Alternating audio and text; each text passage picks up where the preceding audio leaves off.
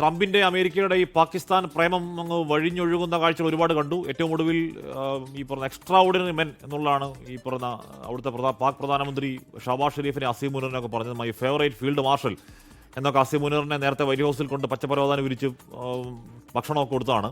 അപ്പോൾ അതിരുകടന്ന പ്രേമം പാകിസ്ഥാനുമായി ട്രംപ് കാണിക്കുന്നതിലാണോ ഈ ഇന്ത്യയും റഷ്യയും തമ്മിൽ സൈനികരെയും യുദ്ധക്കപ്പലും ഒക്കെ പരസ്പരം വിന്യസിക്കാനുള്ള കരാറിനെ ആ അതിരുകടന്ന പ്രേമമായി ചേർത്ത് വായിക്കണോ ജെയിംസ് സാർ? തീർച്ചയായിട്ടും അത് കൂട്ടി വായിക്കേണ്ടി വരും ഹാഷ്മി. പ്രത്യേകിച്ച് അമേരിക്കയ്ക്ക് പാകിസ്ഥാനോട് വല്ലാത്ത പ്രണയമാണ്. പ്രത്യേകിച്ച് അസീം മുനീറിന്റെ മക്കളും ട്രംപിന്റെ മക്കളും തമ്മിൽ ക്രിപ്റ്റോ കറൻസി ഏർപ്പാടുണ്ടെന്ന് ഒരുപാട് വാർത്തകൾ ഇതും വന്നതാണ്. അതിനുശേഷമാണ് പെട്ടെന്ന് ഒരു പാകിസ്ഥാൻ വിരോധം മാറ്റിവെച്ച് ട്രംപ് വലിയ രീതിയിൽ പാകിസ്ഥാനുമായിട്ട് അടുക്കുകയും ഇപ്പോൾ പാകിസ്ഥാൻ മീഡിയേറ്ററാണ്. അമേരിക്കയ്ക്ക് വിശ്വസിക്കാവുന്ന പശ്ചിമേഷ്യൻ സംഘർഷത്തിലെ വലിയ മീഡിയേറ്ററായിട്ട് പാകിസ്ഥാനെ കൊണ്ടുവന്നിരിക്കുകയാണ്. അതിനിടയിലാണ് ഇന്ത്യ നേരത്തെ കരാറാവാനൊക്കെ ഉള്ളതായിരുന്നു. പക്ഷെ നിലവിൽ വന്നത് ഇപ്പോഴാണ്. ഇന്ത്യയും റഷ്യയും തമ്മിൽ സൈനിക കരാർ നിലവിൽ വന്നിരിക്കുന്ന വാർത്ത. അതിനറിയപ്പെടുന്നത് ലോജിസ്റ്റിക് ചലഞ്ച് അഗ്രിമെന്റ് എന്ന പേരിലാണ്. പ്രത്യേകിച്ച് 3000 സൈനികരെ വരെ ഇന്ത്യയുടെയും റഷ്യയുടെയും സേനാ താവളങ്ങളിൽ പരസ്പരം വിന്യസിക്കാമെന്ന ഏറ്റവും അടുപ്പമുള്ള രാജ്യങ്ങളുടെ ഒരു തീരുമാനമാണ് ഉണ്ടായിരിക്കുന്നത്. എന്ന് മാത്രമല്ല യുദ്ധക്കപ്പലുകൾ, യുദ്ധവിമാനങ്ങൾ ഒക്കെ ഇൻഡോ പസഫിക് മേഖലയിൽ റഷ്യയുടെ സാന്നിധ്യം കൂടാൻ പോകുന്നു. കാരണം ഇന്ത്യയുടെ സേനാ താവളങ്ങൾ പലയിടത്തും ഉണ്ടെന്ന് അറിയാമല്ലോ. സ്വാഭാവികമായിട്ടും വ്ളാഡിവസ്റ്റോക്ക് അടക്കം റഷ്യയിലെ പ്രധാനപ്പെട്ട താവളങ്ങളിലും തുറമുഖങ്ങളിലൊക്കെ ഇന്ത്യൻ സേനയുടെ സാന്നിധ്യം വരും. ഇത് അമേരിക്കയ്ക്ക് കല്ല് കടിക്കുന്ന അവസ്ഥയുണ്ടാക്കുന്നതാണ്.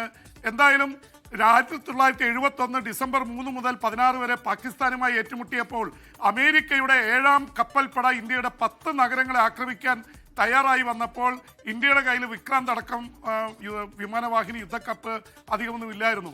ആ സമയത്താണ് കയറി വന്ന് സോവിയറ്റ് യൂണിയന്റെ കപ്പൽപ്പട നമുക്ക് വലിയ രീതിയിലുള്ള പ്രതിരോധം തീർത്തത്. അന്ന് ഇന്ദിരാഗാന്ധിയും ലിയോണിഡ് ബ്രഷ്നേവും തമ്മിൽ അങ്ങനെ ഉണ്ടായിരുന്നു. ഇന്ത്യയുടെ പ്രതിരോധത്തെ ബാധിക്കുന്ന അവസ്ഥയുണ്ടായാൽ നേരിട്ട് പരമാധികാരത്തെ ബാധിക്കുന്ന അവസ്ഥയുണ്ടായാൽ ഇടപെടും. അങ്ങനെ അമേരിക്കയെ പേടിപ്പിച്ച് തിരിച്ചുവിട്ട ചരിത്രമുണ്ട്. അതുപോലെയുള്ള ഒരു ലോജിസ്റ്റിക് കരാറാണ്.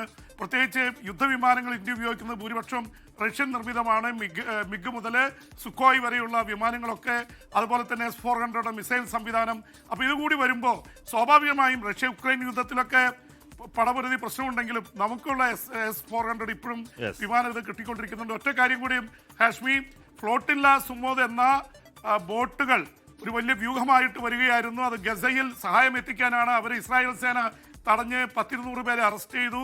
ഒരുപാട് സാധനങ്ങൾ കൈവശം വെക്കുന്നു. അതിനെതിരെ ഒരുപാട് രാജ്യങ്ങൾ രംഗത്ത് വന്നിട്ടുണ്ട്. അപ്പോൾ പ്രതീകാത്മകം കൂടിയാണ്. ഗസയിൽ ഇപ്പോഴും പട്ടിണിയും ദാരിദ്ര്യവുമാണ്. ലെബനോനിലേക്ക് കയറി ഇസ്രായേലിന്റെ ആക്രമണം തുടരുന്നു എന്ന വാർത്ത കൂടി വരുന്നുണ്ട്. ഹാഷ്മി, അസീത.